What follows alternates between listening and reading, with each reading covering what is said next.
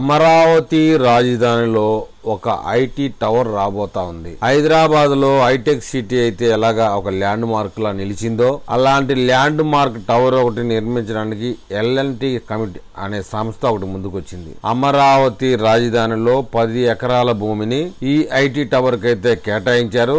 రాబోయే కొద్ది రోజుల్లో పనికి సంబంధించినటువంటి టెండర్ వర్కులన్నీ అప్పచెప్పబోతా ఉన్నారు. హైదరాబాద్ కి ఎలా హైటెక్ సిటీయో అలాగా అమరావతికి ఇది ఒక ల్యాండ్ మార్క్ లా నిలబడబోతా ఉంది. స్టార్టప్ కంపెనీలకి ఐటీ కంపెనీలకి ఎవరైతే ముందుగా వచ్చి పెట్టుకుంటారో వారికి అందులో స్పేస్ ఇస్తారు. ఒక 4-5 సంవత్సరాల పాటు వాళ్ళకి సంబంధించినటువంటి అకామిడేషన్ కూడా కల్పిస్తారు. ప్లగ్ అండ్ ప్లే విధానంలో రాగానే పని చేసుకోవడానికి వీలుగా అన్ని సదుపాయాలు కల్పిస్తారు. తర్వాత ఎలాగో 4 సంవత్సరాల సమయం ఇస్తారు కాబట్టి వారు ఎక్కడైనా అమరావతి నగరంలో అనువైన చోట కార్యాలయాన్ని నిర్మించుకుని కంపెనీలకైతే వెసులుబాటు దొరుకుతుంది. ఇక అమరావతిలో బిట్ పిలానీకి సంబంధించినటువంటి 70 ఎకరాలు పలు సంస్థలు కూడా ప్రభుత్వానికి సంబంధించిన వాటికి భూములు కేటాయింపులు అయితే జరిగాయి. అడ్కో వాళ్ళు కూడా మేము కార్యాలయం నిర్మించుకుంటాం అంటే వారికి కూడా ఒక 8 ఎకరాలు ఇచ్చారట.